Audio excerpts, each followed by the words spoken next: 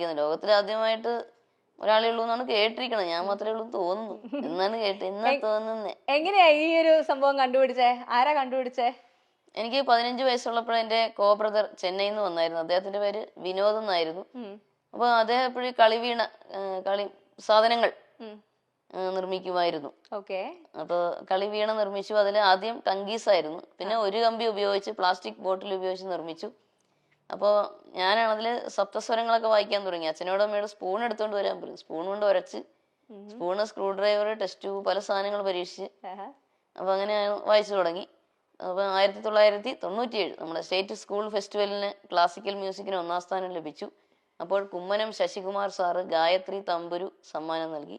അച്ഛനാണ് ഒറ്റ കമ്പിയിൽ ഇലക്ട്രിഫൈ ചെയ്തു തന്നത്. ഇപ്പൊ ഞാൻ വായിക്കുന്നത് അച്ഛൻ സ്വന്തമായി നിർമ്മിച്ച വീണയാണ്. വിജിയുടെ ജീവിതത്തിലെ ഏറ്റവും വലിയ ശക്തി എന്ന് പറയുന്നത് വിജിയുടെ അച്ഛനും അമ്മയാണ്. അച്ഛനും അമ്മയുമാണ്.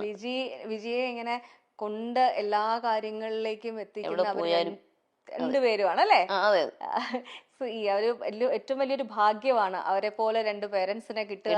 അതാണ് ഏറ്റവും വലിയ ഭാഗ്യം ശരിക്കും പറഞ്ഞു. അച്ഛനും അമ്മയും എപ്പോഴും കൂടെ തന്നെ ഉണ്ട് അല്ലേ? കൂടെ തന്നെ ഉണ്ട്. എന്താണ് അച്ഛനും അമ്മയുടെ ഏറ്റവും വലിയ ആഗ്രഹം എന്ന് പറയാറുണ്ടായിരുന്നു അവര്?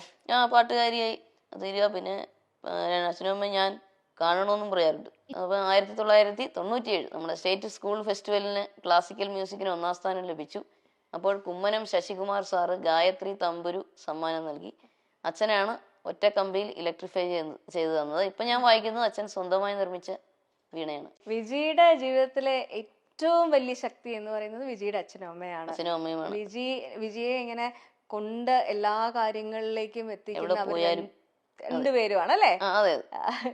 ഈ ഒരു ഏറ്റവും വലിയൊരു ഭാഗ്യമാണ് അവരെ പോലെ രണ്ട് പേരൻസിനെ കിട്ടുക. അതാണ് ഏറ്റവും വലിയ ഭാഗ്യം ശരിക്കും പറഞ്ഞു.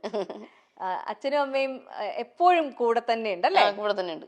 എന്താണ് അച്ഛനും അമ്മയുടെ ഏറ്റവും വലിയ ആഗ്രഹം എന്ന് പറയാറുണ്ടായിരുന്നു അവര്? പാട്ടുകാരിയായി തീരുക, പിന്നെ അച്ഛനും അമ്മയും ഞാൻ കാണണമെന്നും പറയാറുണ്ട്. അത് പ്രധാനമായിട്ട്. നല്ലൊരു ജീവിതം ഉണ്ടാകുക, ഇതൊക്കെ തന്നെ. സംഗീതത്തിൽ എത്ര എത്തിക്കാമോ അത്ര എത്തിക്കുക എന്നുള്ളതാണ്. നമ്മളെ അച്ഛനമ്മമാര് നമ്മളെ നോക്കുന്നത് പോലെ വേറെ ആർക്കും ചെയ്യാൻ പറ്റില്ല എന്നുള്ളൊരു സംഭവമുണ്ട്. ഈ അച്ഛനമ്മയും കൈ പിടിച്ച് കൊണ്ട് നടക്കുന്നതിനൊപ്പം അവരും ഒരു എന്താ പറയാ, വിജിയുടെ കൈ ഒരാളെ പിടിച്ച് ഏൽപ്പിച്ചിരുന്നു സന്തോഷത്തോടു കൂടി. പക്ഷെ നമ്മൾ വിചാരിച്ചതുപോലെ എല്ലാ കാര്യങ്ങളൊക്കെ. അതിനെപ്പറ്റി പറയാൻ വിഷമമുണ്ടെങ്കിൽ വേണ്ട. എന്തിനാ വെറുതെ. ഇപ്പൊ അദ്ദേഹം ഇപ്പം അദ്ദേഹം ഇങ്ങനെ അറിഞ്ഞിരിക്കുന്ന അദ്ദേഹം വേറെ വിവാഹിതനായി ജീവിക്കുമല്ലേ, നമ്മളായിട്ട് വെറുതെ. അങ്ങനെയാണ് മാമനൊക്കെ പറഞ്ഞത്.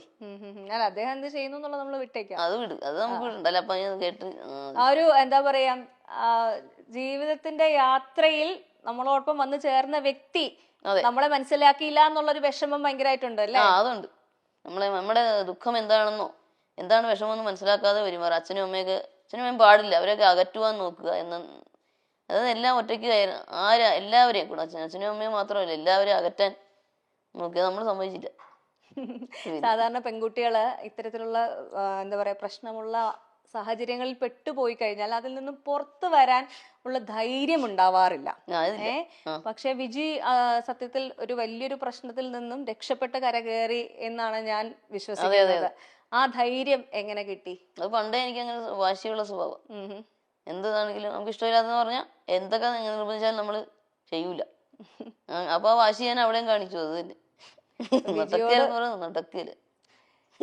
വിജിയെ അകറ്റാൻ ശ്രമിച്ചത് വിജിയുടെ ഏറ്റവും പ്രിയപ്പെട്ട പാരന്റ്സിൽ നിന്നും അതേപോലെ തന്നെ വിജിയുടെ സംഗീതത്തിൽ നിന്നും കൂടിയാണല്ലേ? എല്ലാം കൂടെ. പാരന്റ്സിനെ അകറ്റുമ്പോ നമ്മുടെ സംഗീതത്തിനെയും ബാധിക്കുമല്ലോ. നമ്മുടെ മനസ്സിന് വിഷമം വരുമ്പോ സംഗീതത്തെയും ബാധിക്കും. പിന്നെ പുള്ളിക്ക് മിണ്ടിയ ദേഷ്യം അങ്ങനെയൊക്കെ ആയിരുന്നു. മിണ്ടിയ ദേഷ്യം. അതിപ്പോ നമ്മള് പാട്ട് കേൾക്കുമ്പോഴേ കൈ കൊട്ടുക, താളം പിടിക്കുക, എല്ലാത്തിനും ദേഷ്യം. ഞാൻ പറയാതെ ദേഷ്യം വെച്ചോണ്ട് അവിടെ എങ്ങനെ പോയി ഇരിക്കാൻ പറയും. ഇങ്ങോട്ട് വരണ്ടി അത് വേണ്ടെന്ന് പറയും. ഈ ഒരു സ്പിരിറ്റ് സത്യം പറഞ്ഞു കഴിഞ്ഞാൽ നമ്മളെ ഒത്തിരി ബുദ്ധിമുട്ടിലൂടെ കടന്നു പോകുന്ന ദാമ്പത്യത്തിൽ നിൽക്കുന്ന ഒരുപാട് പേർക്കൊരു ഇൻസ്പിറേഷൻ ആവട്ടെ. കാരണം നമ്മുടെ ലൈഫ് മൊത്തത്തിൽ ഒരാൾക്ക് അടിയറവ് പറഞ്ഞ് കീഴടങ്ങി കൊടുക്കേണ്ടതല്ല. പറ്റില്ല, പ്രശ്നമാണെങ്കിൽ പുറത്തു വരാനുള്ള ഊർജ്ജം മറ്റുള്ളവർക്ക് ഉണ്ടാവാൻ വേണ്ടിയിട്ടുള്ള ഒരു ഇൻസ്പിറേഷനും കൂടിയാണ് കേട്ടോ വിജി. അതെ അതെ, പിന്നെ അല്ലാണ്ട് അങ്ങനെ കീഴടങ്ങേണ്ട ആവശ്യം എന്താ? അതിന്റെ ആവശ്യമില്ല. ലൈഫിലെ ഏറ്റവും വലിയ പ്രേരണ എന്താണ്? പ്രേരണ അച്ഛനും അമ്മയുടെയും പ്രോത്സാഹനം. ഇതൊക്കെ തന്നെ അച്ഛൻ്റെ അമ്മയുടെയും പ്രോത്സാഹനമാണ്. പിന്നെ ഇത് നമ്മുടെ സ്വന്തം ഇഷ്ടപ്രകാരം ആരും പറഞ്ഞിട്ടല്ല കേട്ടോ. അച്ഛനും അമ്മയൊന്നും എന്നാ നീ വേണ്ടാന്ന് വെച്ചേക്കെന്ന് പറഞ്ഞിട്ടില്ല. കാരണം എന്റെ തീരുമാനമാണ്, എന്റെ ജീവിതമാണ്. നീ ആലോചിച്ച് തീരുമാനിക്കുക. എല്ലാരും അങ്ങനെയാ പറയുന്നത്.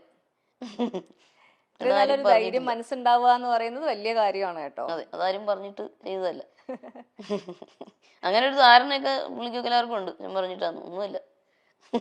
അല്ല നമ്മള് എന്താ പറയാ, നമുക്ക് നല്ലത് പറഞ്ഞു തരുന്നവരുടെ കേട്ട് കഴിഞ്ഞാലും കുഴപ്പമില്ലല്ലോ അല്ലേ? തെറ്റൊന്നും ഇല്ലല്ലോ. പറഞ്ഞു എന്ന് വെച്ചാൽ